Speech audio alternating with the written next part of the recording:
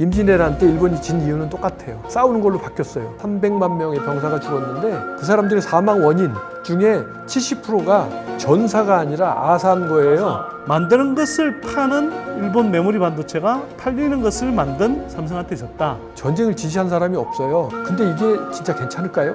앞으로 5년에서 10년 안에 일본은 바닥을 칠 거라고 해요. 그 재정이. 일본은 더 이상 버틸 수가 없게 돼요. 80만 제일동포가 얼마나 숨죽이고 살겠어요. 우리나라가 앞으로 일본과의 관계에서도 참고를 했으면 좋겠는 게 태평양 전쟁에서 일본이 진 이유와 임진왜란 때 일본이 진 이유는 똑같아요. 어떤 건가요? 이 도요토미 히데요시 군이 부산에 상륙해서 서울까지 올라오는데 뭐 한 2주일 정도 걸렸다고 해요. 그때 당시엔 트럭도 없고 차도 없잖아요. 걸어서 2주일 왔다고 하는 것은 하나도 안 싸우고 올라왔다는 얘기입니다. 그러다 보니까 첫 번째 일본이 조선을 친 목적, 그건 맨 마지막에 그 사람들이 하삼도를 달라고 하잖아요. 전라도, 경상도, 곡창 지역을 가지려고 일단 한 거 아니겠어요? 상식적으로 부산을 가서 그렇게 됐으면 거기다가 병력을 좀 주둔시키고 또 좀 올라가서 주둔시키고 해도 보급로를 확보하고 올라갔어야 되잖아요. 근데 딱 가보니까 이게 아무도 없고 이기거든. 그래서 전쟁의 목적이 싸우는 걸로 바뀌었어요.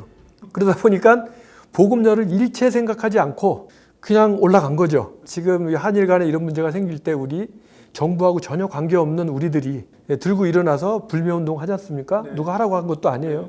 임진왜란 때도 누가 하라고 한 것도 아닌데 재산 털고 의병이 나와서 결국 그 사람들의 보급로를 끊었기 때문에 일본 군이 결국 평양성에 갇혀서 말을 삶아 먹었는지 뭐 이런 얘기가 나오는 결국 그래도 졌잖아요.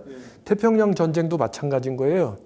일본이 전쟁을 벌이게 된 배경 중에 하나가 미국이나 서방이 일본에 대해서 에너지 금수 조치를 취했기 때문에 일본은 에너지를 확보하기 위해서 그러면 원유를 확보하기 위해서 우리가 동남아시아만 먹으면 되겠다라고 생각해서 그 계획을 가지고 동남아시아를 친 거였어요.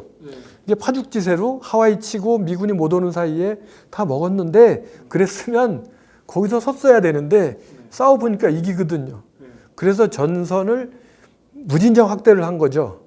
그래서 결국 300만 명의 병사가 죽었는데 그 사람들의 사망 원인 중에 70%가 전사가 아니라 아사한 거예요. 보급로를 생각 안 하고 가버렸으니까. 그때 당시에 일본 사람이나 지금의 일본 사람이나 사람이 쉽게 바뀌지 않습니다. 그래서 오늘을 사는 우리는 뭐 그 좋고 나쁜 걸 떠나서 그 사람들의 특성이니까. 근데 전자정부에서도 똑같이 그게 보인다는 거죠. 그런 말씀을 듣다 보니까 제가 읽었던 이 책의 내용이 좀 와닿는데요. 뭐냐면 일본의 이제 반도체 산업이 특히 이제 메모리 반도체 산업이 삼성에 밀려서 이 몰락하게 대한 이제 일본의 전문가가 이제 쓴 책이에요. 그래서 이제 최근에 이제 그 이슈가 있어서 제가 이제 옛날에 읽었던 걸 다시 한번 좀 뒤져보고 있는데 이 책에서 이제 그런 표현을 쓰더라고요. 이게 머릿말부터 그런 게 나오는데 과잉 기술로 과잉 품질의 디램을 만드는 고비용 체질의 병. 이게 이제 일본 반도체 업계에 만연한 병이었다는 거죠. 그러니까 기술을 이제 계속 갈고 닦는 것. 이게 혁신이라고 착각을 하는데 실제로 진정한 혁신은 그게 아니라 이제 이 삼성을 이야기를 듣더라고요. 그러니까 일본의 경우는 자기네들이 그냥 잘 만들어서 판다 이거고, 근데 삼성은 뭐냐면 이게 뭐 잘 만드는 것도 중요하지만 고객이 필요로 하는 걸 만드는 게 더 중요한 거잖아요. 그래서 만드는 것을 파는 일본 메모리 반도체가 팔리는 것을 만든 삼성한테 졌다. 이런 이야기를 이제 쓰고 있더라고요. 상통이 그런 거하고 상통이 되는데요. 저는 이제 반도체에 대해서는 그 저자분하고 조금 결의가 틀려요. 뭐가 틀리냐면 그 부분도 중요하지만 가장 큰 문제, 반도체에서 일본이 지게 된 배경, 그거는 오너십에 있다라고 생각을 해요. 오너십과 의사결정에 문제가 있다고 생각해요. 아까 말씀드린 것처럼 태평양 전쟁의 책임자는 누구냐라고 했을 때 우리가 생각하면 전쟁을 지시한 사람이 있었으니까 전쟁이 일어난 걸 거 아니겠어요? 근데 일본 내부에서 잘 조사를 해보면요, 전쟁을 지시한 사람이 없어요.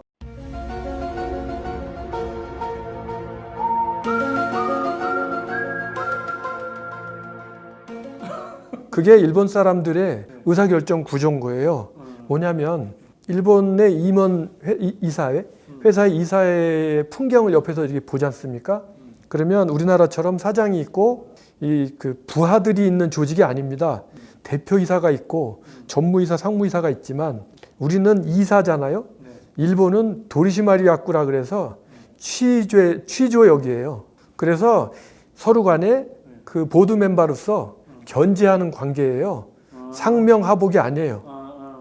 그래서 그거는 오히려 미국에 좀 더 가깝네요. 예, 그래서 이제 예를 들어서 의사결정이 이렇게 되는 거예요. 자, 반도체 이거 해야 된다.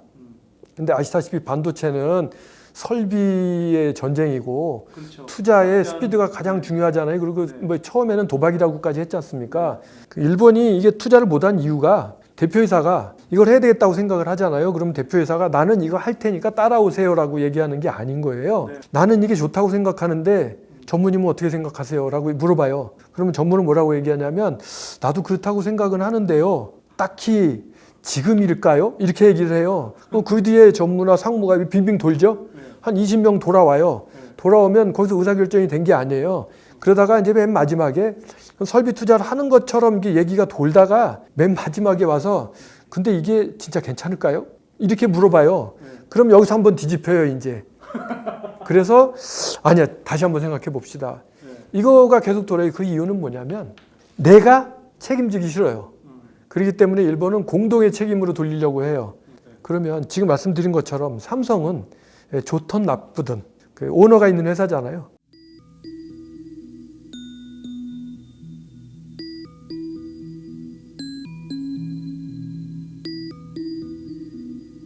그래서 회장이 이리로 간다 그러면 밑에 있는 사람들은 그 대표이사가 대표를 이해를 했기 때문에 나머지는 따라오면 되는 거지. 그렇기 때문에 리스크도 있는 거예요. 그런 차이가 있어서 특히 반도체에 있어서는 그것이 가장 크지 않았나. 그리고 아까 제가 처음에 말씀드린 것처럼 21세기의 회사 경영에 있어서는 스피드가 무엇보다도 중요한 것인데 그 스피드를 가장 큰 요소, 스피드를 잊어버린 거라는 거죠. 기술 우위의 일본, 기술을 중시하는 일본에 있어서의 가장 큰 문제점을 말씀드리면 우리나라는 예를 들어서 내가 식당을 합니다. 근데 아버지가 아들한테 물어봐요. 넌 꿈이 뭐냐? 그러면 제가 아버지를 뒤이어서 식당을 하겠습니다. 그러면 뭐라 그러시겠어요? 겨우 그거밖에 안 되냐? 내가 너 그거 하라고 이렇게 먹여 키웠냐라고 얘기하시잖아요. 일본은 안 그렇거든요. 일본은 아버지가 식당을 하면 제가 대리를 이어서 하겠습니다. 그러면 그래 열심히 해라고 하는 게 일본이에요. 그것이 결국 장인 정신으로 이어지지만 그게 오늘날 일본의 발목을 잡는 거죠. 우리는 새로운 걸 계속 추구하잖아요. 그래서 그 장인 정신 이게 반드시 좋은 것만은 아니다. 라는 생각도 장인 정신이라는 게 한 우물을 팔 수는 있지만 그 우물이 제대로 된 우물이 아닐 때는 그렇죠. 문제가 생기고. 예를 들어 제가 2000년에 일본에 법인을 세울 때 있었던 일이에요. 법인을 딱 세우려고 이제 부동산 계약을 해놓고 전화국에 가서 전화 신청을 했어요. 유선 전화. 그때 당시 한국은요 오전에 전화하면 오후에 와서 전화를 놔줬거든요. 그래서 했더니 2주일 기다리라는 거지. 그래서 나 2주일 걸려갖고 전화를 놨어요. 근데 그것보다 놀랬던 것은 전화국에 갔더니 ISDN을 쓰시겠습니까? ADSL을 쓰시겠습니까? 광을 쓰시겠습니까? 라고 물어보는 거예요. 그때 일본은 3가지 옵션이 다 있었어요. 이게 뭘 얘기하는 겁니까? ADSL이 있는데 ISDN을 쓸 필요가 있겠어요? 한 단계가 올라가면 그냥 이전 건 안 쓰면 되는데 그렇죠. 계속 같이 쓰고 있는 거군요. 그렇죠. 그런데 일본 사람들의 그 자기 사랑, 자기 기술에 대한 애고 이게 엄청 심해요. ISDN이 엔티티가 야심작으로 개발한 거예요. 그게 4천억 정도 들여서 개발한 거랍니다. 그 기술이. 우리나라 한 1년 했었잖아요. 그거를. 그랬는데 그 1년 뒤에 그 미국에서 ADSL이라는 게 개발돼 버린 거 아니에요. 그래가지고 일본에서는 그 일본 국민들 대상으로 ADSL 서비스를 안 하고 ISDN을 계속 팔으려고 했던 거예요. 자기들 원가 뽑을 때까지. 그랬는데 손정희 씨가 눈치 없이 ADSL 서비스를 일본에서 해버린 거죠. 그러다 보니까는 엔티티는 안 할 수도 없고 할 수도 없고 해서 2가지 서비스를 다 한 거예요. 그러니까 말이 안 되잖아요. 저는 그 ISDN, ADSL 이 서비스 때문에 일본의 IT 산업이 엄청나게 퇴보했다고 생각합니다. 근데 하여튼 일본의 그런 특성 때문에 흔히 이제 뭐 갈라파고스화 된다고 그러잖아요. 그런 사례가 유독 일본의 기술이나 산업에 많은 거군요. 그래서 저는 그걸 보면 일본 사람들의 어떤 그 장인 정신에 대해서 상당히 높이 평가해 줄 필요도 있고요. 그걸 무시할 필요는 없어요. 아니 우리나라는 노벨상 수상자 한 사람도 없는데 저기 많잖아요. 근데 그거를 저는 서로 다름이라고 생각해 줬으면 좋겠어요. 저 어렸을 때 그걸 우리는 식민사관이라고 얘기를 하는데 일본이 뭔가 했다 그러면 뭔가 대단한 것 같고 한국이 뭔가 했다 그러면 뭐 이런 식의 평가하지 않는 이제는 그런 시대는 아니에요. 우리는 디지털 시대에 살고 있고 우리는 디지털 유목민의 DNA를 가진 사람들이에요. 우리 소장님은 태어나서부터 오늘까지 대충 이사를 몇 번 하신 것 같아요. 저는 한 10번 넘게 한 것 같아요. 그죠? 저는 저는 상당히 많이 한 편입니다. 수십 번도 더 했어요. 일본 사람은요 기본적으로 몇 번 안 합니다 이사를. 왜냐하면 새로운 환경에 가서 적응하고 이런 것들을 엄청 두려워해요. 그래서 일본의 그 주부들의 가장 큰 고통이 뭐냐면 공원 데뷔랍니다. 공원 데뷔. 이사를 갔으면 아이들 데리고 공원에 나가서 동네 아줌마들 사귀어야 되잖아요. 근데 거기를 가면 이게 사귀어야 되잖아요. 이걸 낯설어하는 거고 잘 넣어주질 않아요. 근데 우리나라 보세요. 우리나라는 이사 가면 바로 쿵쿵 옆집 두드려가지고 막 들어가서 떡 갖다 주고 이렇게 하잖아요. 우리는 새로운 환경에 엄청나게 잘 적응을 하거든요. 일본은 그게 안 되는 국민성인 거예요. 그것처럼 우리는 그걸 저는 디지털 유목민이라고 얘기하는 그 유목민이 그거잖아요. 아무 데나 가서 뿌리박고 살면 되는 21세기에 필요한 여러 가지 스킬들을 우리는 가지고 있는 것이고 그렇지만 그 스킬들을 포장하기 위한 가장 핵심 코어 중요한 자산들이 일본 사람들이 갖고 있는 것이고 하다 보니 우리가 지금 이럴 때가 아니고 일본과 한국이 서로 간의 장단점을 잘 알아서 서로 간에 배려해주고 힘을 합쳐서 미국하고 유럽하고 서구 문명하고 싸워야 될 텐데 그죠? 근데 저는 이제 길게 보자라는 거예요. 현재 우리 손 소장님은 경제 전문가니까 아시잖아요. 일본의 경제 상황이 어떤지. 뭐 혹자는 아베노믹스 때문에 일본이 엄청나게 호황이다라고 얘기를 하는데 기업의 주식을 가장 많이 가지고 있는 게 일본은행이라는 사실도 그렇고 그렇죠. 국민의 공적 연기금을 가지고 주식 투자를 해서 그 리스크 있는 주식 투자의 주가를 바치고 이런 문제.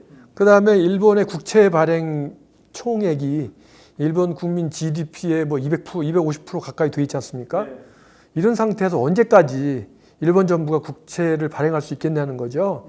근데 현재까지는 그래도 가능했던 것은 일본 국민의 저축액이 1,500조 가까이 있기 때문에 1,500조를 다 까먹을 때까지는 버틸 수 있는데 그거를 그쪽에 정통한 재무관료 출신의 메이지대학교의 다나카 히데아키 교수는 앞으로 5년에서 10년 안에 일본은 바닥을 칠 거라고 해요. 그 재정이. 그렇게 되면 일본은 더 이상 버틸 수가 없게 돼요. 그래서 아까 말씀드린 것처럼 일본은 스스로가 어떤 변혁의 계기를 잡는 일은 없었어요.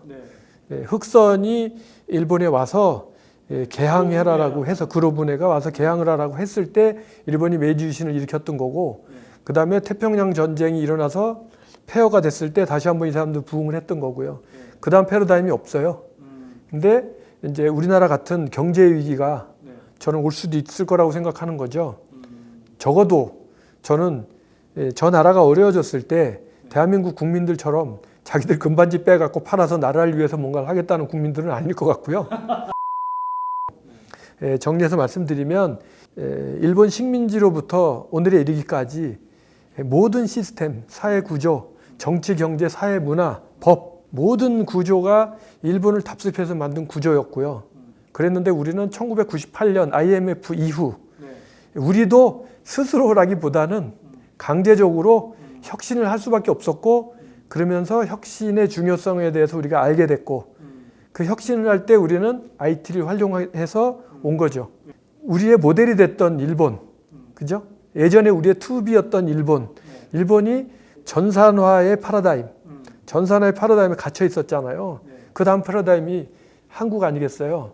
앞으로 일본의 투비 모델은요, 정치, 경제, 사회, 문화 전부 대한민국이라고 생각을 해요. 우리의 그 투비 문화를 알려줌으로 인해서 저 양반들이 좋은 나라를 만들 수 있고요. 뭐 우리 일본을 좋은 나라를 만드는 거 얼마나 좋아할지는 모르겠지만 이 정도에서 일단 좀 줄여야 될 것 같은데 당장은 하여튼 뭐 우리가 잘못했다기보다는 아베 정부가 우리를 뭐 너무 우습게 보고 도발하는 측면이 있기 때문에 일단 이제 그 부분에 있어서는 제가 말을 보태고 싶은 것은 뭐 한국에서 여러분들 생각하는 걸 다 이해하고요. 다 나도 그렇게 생각해요. 일본에 사는 저지만 한일 관계가 나빠지면 80만 제일동포가 얼마나 숨죽이고 살겠어요. 하지만 뭐 저는 한국 정부, 한국 여러분들이 하는 것이 옳다라고 생각하고 피해를 받아도 해야 된다고 생각을 해요. 그런데 적어도 정확하게 일본을 좀 알았으면 좋겠다라는 거예요.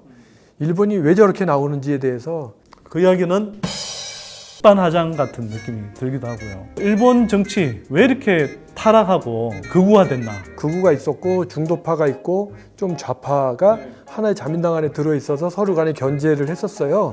후쿠시마 원자력 발전소 폭발 사고도 있고 그 민주당 정권에 실망을 하고 아베 총리잖아요. 제2차 아베 총리. 장관들은 전부 거의 90%가 일본의 사람들이 장악을 하게 되는 거고